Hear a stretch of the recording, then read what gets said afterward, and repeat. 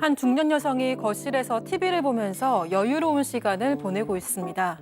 하지만 옆방에서는 한 남성이 식은땀을 흘리면서 아파하는데요. 잠시 후 여성이 방으로 들어가 갑자기 소리를 지르며 화를 냅니다. 결국 남성은 힘든 몸을 이끌고 집 밖으로 나가버리는데요. 대체 두 사람 사이에 무슨 일이 있었던 걸까요? 자, 실제 사연을 저희가 당사자 특정을 이유로 조금 각색했다는 점 먼저 말씀드릴게요. 근데 중년 여성이 아픈 남성을 무자비하게 쫓아내버렸다. 자, 그런데 이 두 사람한테도 당연히 한때 봄날이 있었겠죠. 네, 그렇습니다. 일단은 사연자는 40대 여성입니다.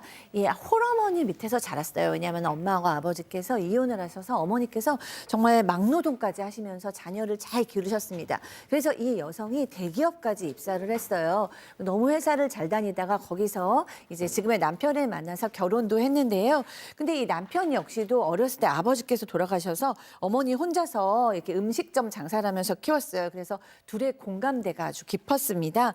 이때만 해도 이 여성의 어머니께서 엄마는 똑똑하고 돈 잘 버는 우리 사회 최고다라고 막 좋아하셨어요. 이게 우리 이제 아까 얘기하신 봄날이었던 거죠. 근데 몇 년 전에 시어머니가 갑자기 돌아가시면서 남편이 그 음식점을 물려받게 됐는데요. 어허. 음식점의 매출이 좋았습니다. 어허. 그래서 남편이 대기업을 그냥 퇴사하고 음식점을 살려봐야겠다라고 장사에 뛰어들었고 너무 장사가 잘 돼서 이 여성 역시도 퇴사를 한 후에 남편을 도왔다고 합니다. 그래서 대기업 다닐 때보다 돈을 훨씬 많이 버니까 고향에 있던 엄마도 불러서 8살 난 아이도 엄마한테 부탁했다고 합니다. 아니, 문제 없는데 왜? 네, 처음에는 장사가 잘 됐습니다. 그런데 1년이 지나니까 좀 인근에 비슷한 업종들도 생기고 인테리어도 막 더 세련된 가게들이 생겨나면서 매출이 점점 떨어지기 시작했는데요. 이 부부는 인건비를 줄이려고 여성의 엄마를 직원으로 고용을 했고 초등학생 아들은 가게 쪽방에 두고 돌봤다고 합니다. 그런데 이때부터 본격적인 장모와 사위 간의 갈등이 시작이 됐던 건데요. 장사는 안 되고 이렇게 온종일 세 사람이 가게 안에서 죽상을 하고 손님을 기다렸던 겁니다. 그래서 어느 날부터는 여성의 엄마가 사위한테 자네는 대체 할 줄 아는 게 뭔가 이러면서 내 월급 떼먹을 생각은 절대 하지 마라 이러면서 큰 소리를 치기 시작을 한 거예요. 급기야 엄마는 사위 꼴이 보기 싫다고 점심도 옆 가게에서 사서 먹었고 그랬다고 합니다. 이 거의 뭐 장모님의 갈굼이네요. 네. 자, 어느 날 더 문제가 생긴 날이 있었는데요. 이 남편이 좀 많이 아팠다고 해요. 이 뭐 병원에 갈 수도 없을 정도로 또 많이 아팠는데 병원비 아깝다면서 약 먹으면서 대충 버텼는데 아내는 이제 어차피 출근을 좀 해야 되니까 장모가 이 사위를 좀 돌보는 상황이 됐다고 합니다. 근데 문제가 있어요. 어떤? 몇 시간 뒤에 남편이 음식점에 막 뛰어온 겁니다. 왜요? 식은땀 뻘뻘 흘리면서 왜 왔냐 이거니까 아이고 장모님도 잊지를 못하겠다.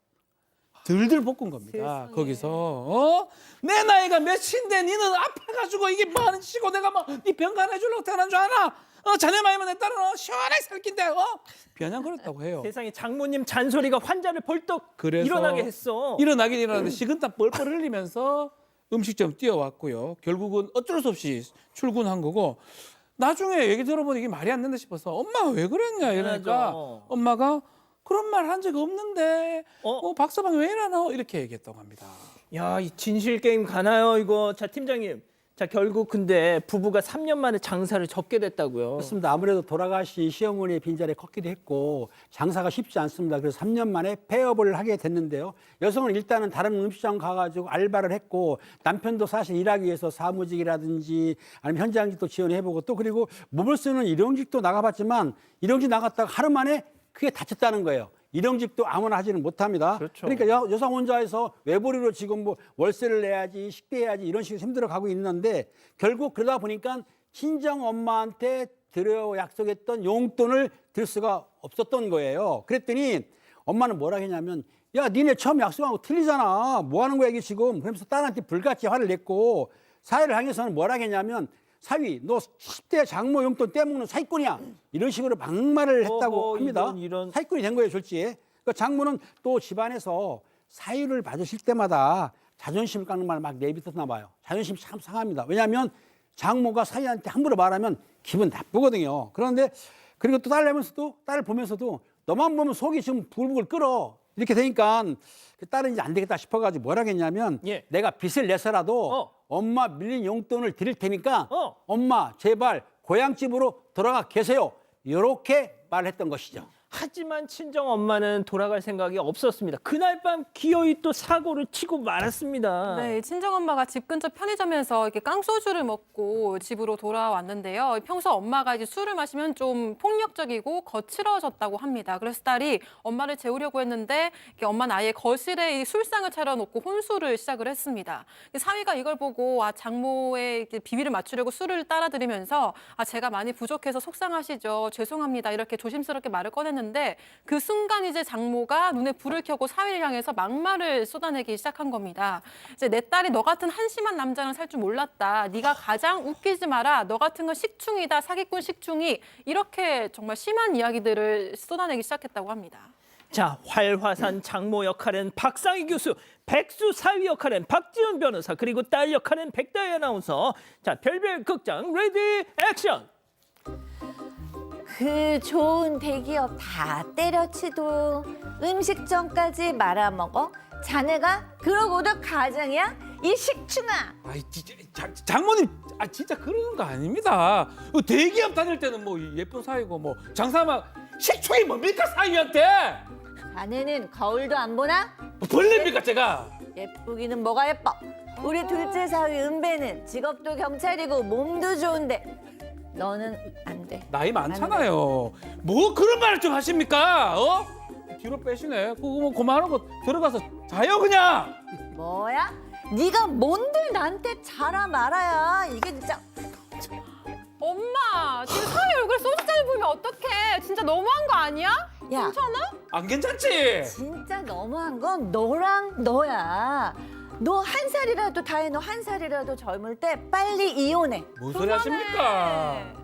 아, 자, 은배 팀장님, 예. 둘째 사위 입장에서 어떻습니까? 요게 지금 장모 사이는 사이가 사실은 예쁘면은 씨암탉도 잡아준다고 옛날에 했습니다. 근데 씨암탉을 잡아주려면 사이가 예뻐 보여야 돼. 그러니까 사이가 잘해야 되는데 최근에는 사이들하고 장모 사이가 좀 안 좋은 부도 있습니다. 있기는. 근데 저희 같은 경우에는 사실은 저한테는 사이가 참 잘합니다. 상상을 하고 또 제 딸한테 잘하니까 너무나 예뻐. 그런데 제 와이프하고는 가끔 티카타카 하고 있어요. 요건 좀 문제긴 한데 그래도 함부로는 못하는데 제가 보기에는 사위한테 한마디 하고 싶어도 그래도 어른이로서 너무 잔소리 안 하려고 참고 있는데 이 방송을 보고 있으면 예. 장모한테 조금 더 사근하게 잘하면 좋을 것 같습니다. 티카타카 하면서 싸웠어요. 자, 결국 경찰이 왔습니다. 누구의 신고로? 딸의 신고로. 자, 그러면 여기서 오늘의 궁금증 짚어보죠. 티키타카입니다. 자, 백수 사위에게 술잔 붓고 폭행한 장모. 이혼하라는데 그렇게 하는 게 맞을까요? 라고 했습니다. 박 변호사님. 그게 뭐 이혼의 결정은 본인이 하는 거니까 굳이 이걸 따를 필요도 없고 그 장모 행동이 폭행죄 같은 성립할 수 있습니다. 물컵 이렇게 물 던진 행위, 사람의 신체에 대한 유형력 행사. 그러니까 범죄가 될 수도 있고 어쨌든 간에 좀 시간이 좀 지나면 저는 돌아올 것 같거든요. 박 변호사님, 네. 법적인 거 말고요. 예, 도대체 저 장모는 뭘 믿고 저러실까요? 그냥 정신 좀 이상하신 것 같아요. 그냥 뭐 자기 마음대로 지금 하시는 것 같아요. 식충이 뭡니까? 우리 장모는 너무 좋아요. 너무 좋아요. 식충 같은 소리는 안 하십니다. 절대 안 하십니다. 사랑해요, 장모님. 아, 그렇습니다. 자, 교수님. 네, 아니 뭐 너무너무 잘못하셨죠. 뭐 컵을 가지고 이렇게 물을 던지는 거 너무 잘못하셨는데 사실 이해가 되는 면도 저는 조금 있어요. 이 어머니께서 홀어머니로 막노동, 육체노동을 하면서 이 딸을 대기업계 입사할 때까지 정말 잘 양육하신 분이기 때문에 속은 상할 수 있습니다. 딸이 너무 고생하니까. 그렇지만 어른인 이유는 정말 우리 자녀들이 힘들 때 잘 그 역경을 겪어 나갈 수 있도록 도와주어야 정말 어른이고 부모잖아요. 잠깐 이렇게 힘들 때가 있죠. 그렇지만 능력 있는 딸과 사이기 때문에 다시 무엇을 해도 잘할 수 있는데 이렇게 참관하시고 상처 주시면 안 될 것 같습니다. 이럴 때는 어머니께서 떨어져 계시는 게 더 좋을 것 같아요. 빨리 그냥 고향으로 가셔서 조금은 경계를 두고 사시는 게 어떨까 하는 생각이 듭니다. 자, 은배 팀장님 짧게요. 네. 제가 질문 드릴게요. 티카타카 하지 마시고요. 자, 우리 장모님은 어땠다? 우리 장모님은 저한테 너무 잘했어요. 고마운데 이런 사람 안 있기 때문에 지금 다시 한번 그 박상희 소장님 얘기한 대로 떨어져 있으면은 괜찮아요. 싸우면 안 됩니다. 헤어져 계세요. 알겠습니다. 자, 우리 가족 여러분들은요. 네, 희선님은 부부간에 문제가 없으면 이혼할 필요 없지요라고 하셨고요. 준표만님 달면 삼키고 쓰면 뱉는다더니 장모님 너무하시네요라고 하셨습니다.